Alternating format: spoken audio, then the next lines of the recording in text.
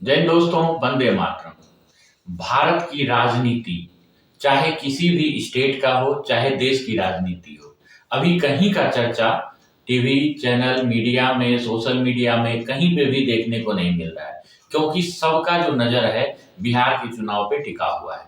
जबकि बिहार के चुनाव का 2 फेज में चुनाव था, एक 6 नवंबर को था और एक 11 नवंबर को, जिसमें कि पहला चरण हो चुका है और दूसरा चरण जो है 11 तारीख को है और 14 तारीख को इसका जनमत गणना और रिजल्ट है। लेकिन 11 तारीख को जैसे ही दूसरा फेज का चुनाव खत्म होगा, आप देखना 12 तारीख को या 11 तारीख को रात में ही 8 बजे पूरे न्यूज चैनल का एक एग्जिट पोल आना शुरू हो जाएगा कि किसकी सरकार बिहार में बन रही है। एग्जिट पोल कभी सही भी होता है और कभी गलत भी हो जाता है, लेकिन बिहार की राजनीति में डेली कोई ना कोई एक उठापटक चलते ही जा रहा है। जैसे बीच में प्रशांत किशोर वाला फैक्टर था, अब जो है मैंने पहले वीडियो में भी बताया है कि तेजस्वी यादव और तेज प्रताप यादव दोनों भाई आपस में कैसे दुश्मन बन गए, जबकि उनका पिताजी लालू यादव भी काम नहीं आ पाए। अब उसमें क्या हो रहा है, एक तीसरा ही एंगल निकल के आ रहा है कि तेज प्रताप यादव को बताया जा रहा है कि महुआ सीट से वो चुनाव लड़े और 44 विधानसभा क्षेत्र पे उन्होंने अपना कैंडिडेट उतारा है।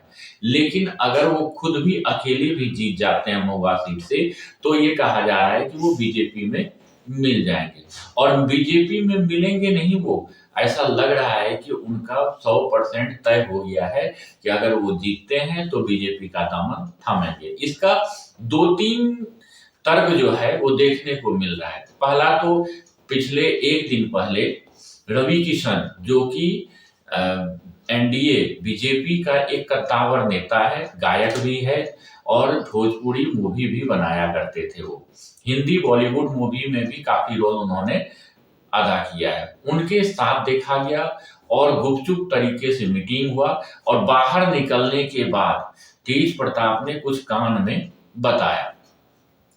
कान में बताने की देर थी, उसके बाद शाम में तेज प्रताप यादव का एक वक्तव्य आता है कि हमारा जान पे खतरा है, मेरा भाई तेजस्वी यादव का जो पार्टी है राष्ट्रीय जनता दल, वो मुझे मरवा देगी और केंद्र सरकार से मैं गुहार लगाता हूं कि मुझे Y+ सिक्योरिटी दिया जाए। और इतना ही बोलना था कि एक दिन का देर भी नहीं लगा और पिछले एक दिन में ही तेज प्रताप यादव को Y+ सिक्योरिटी मिल गया, जबकि बड़े बड़े नेताओं को चाहे वो जान की खतरा हो चाहे कुछ भी हो, उन्हें Y+ सिक्योरिटी नहीं दिया जाता है।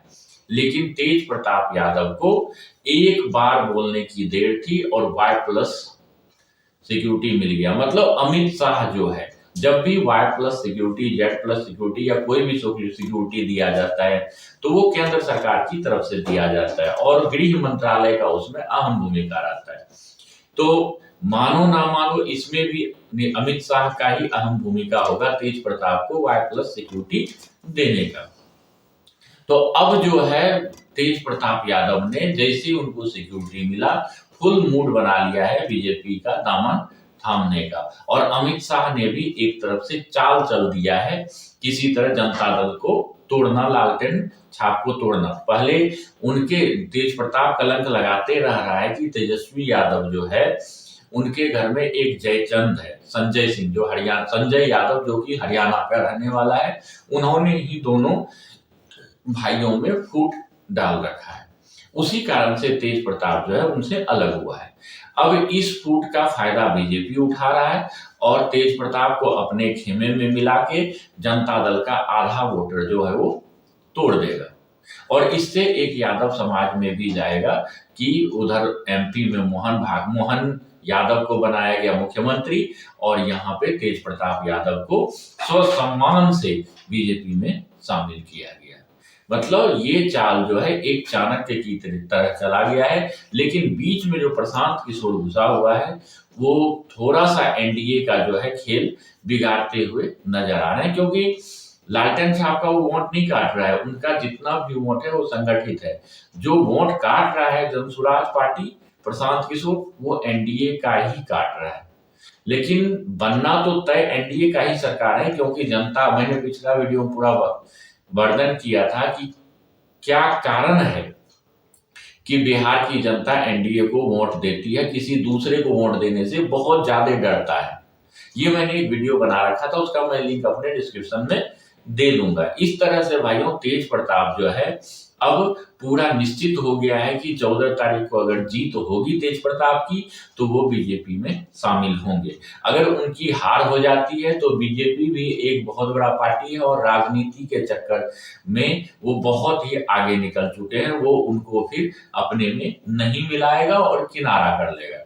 जैसे उत्तर प्रदेश में हुआ, अपर्णा यादव को अपने खेमे में शामिल तो किया, लेकिन ना उनको सांसद से लड़ाया, ना ही उसको विधायकी से लड़ाया, ना ही कोई अच्छा पद दिया उन्हें, जो कि अखिलेश यादव के विरुद्ध वो लड़ सके, जबकि वो चाहती बहुत ज्यादा थी, लेकिन कुछ भी हो नहीं पाया। सेम कहानी यहाँ पे होगा।